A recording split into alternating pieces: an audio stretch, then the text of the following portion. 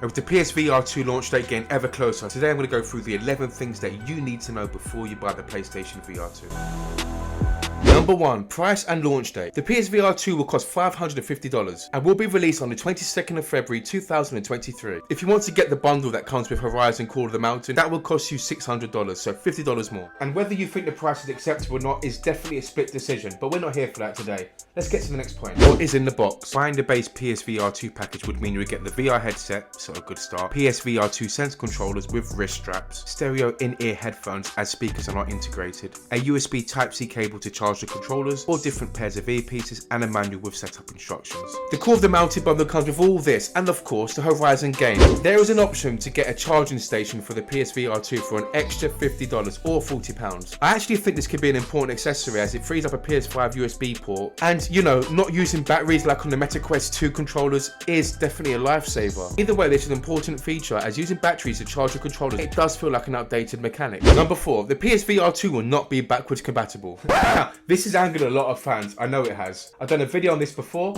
you can check it out, the link will be in the description. So people who own their PSVR 1 games will not be able to play on the updated PSVR 2. Developers are working on updating a select amount of PSVR 1 games to the PSVR 2, however, we don't know what games and if you would be charged. Honestly, I think there would be a fee attached, but we'll find out more in the near future. But according to Hideki Nishino, who is the VP of the platform experience at Sony, this is due to the PSVR 2 and its advanced features. And speaking of its advanced features, this brings me on to number 5. The PSVR 2 will have eye tracking, which means higher quality graphics.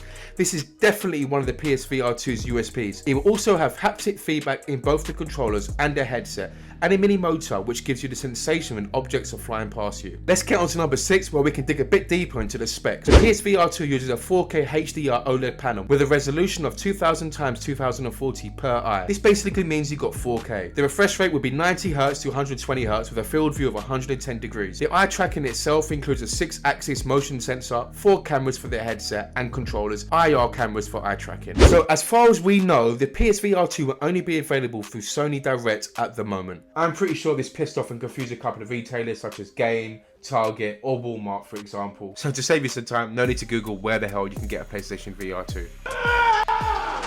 Whether it's a disc or digital version, it does not matter. The PSVR 2 is not a standalone or wireless device like the Meta Quest 2 or Pico 4, so it needs to be tethered to the PS5. But it does mean we're getting a pretty powerful device looking at the spec and comparing it to other VR devices. So I was one of the lucky ones and I was able to get a PlayStation 5 on day one, but I know a lot of people struggle to actually get the console. Of course, without the PS5, the PSVR 2 becomes void. So what are Sony doing about this? Sony has said it will have 2 million units ready for the beginning of 2023. So if you need a PlayStation 5, now's the time to check your emails and get one. There is going to be 20 games for the PlayStation VR 2 for launch. But overall, 50 games have been confirmed as of recording this video. In terms of actual launch titles, highlights include the already mentioned Horizon and No Man's Sky, Resident Evil and Firewall Ultra, which looks like a great PvP option. Whilst titles such as the sci-fi adventure Hubris is also scheduled for release December 7th, 2023. However, we do expect more games to be announced in the coming months. This is a nice segue to my final point. Sony is not done. It seems there was a lot of rumblings going on behind the scenes with the PSVR 2, and Sony still have some major announcements apparently to be made. From the day of when pre-orders start, there was 107 days available before launch, so Sony definitely has some time to really build up some hype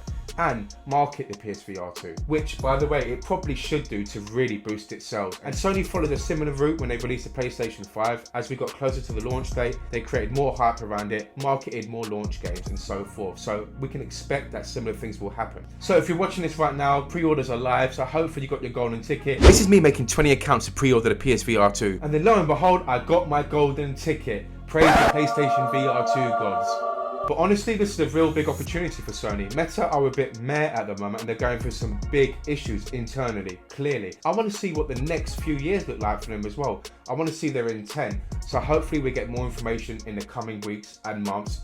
Stay tuned to this channel because I'll be bringing you guys the latest information as it comes through. And for those that are new here, I'm Teklo. I bring the latest VR news on a weekly basis. So if you're interested in that sort of stuff, hit that subscribe button. And guys, if you got some value from this video, hit that like button as well. Really appreciate the support and lets me know I'm doing something right. And if you have any questions, if I've missed anything out, let me know below in the comments. I'll see you guys next video.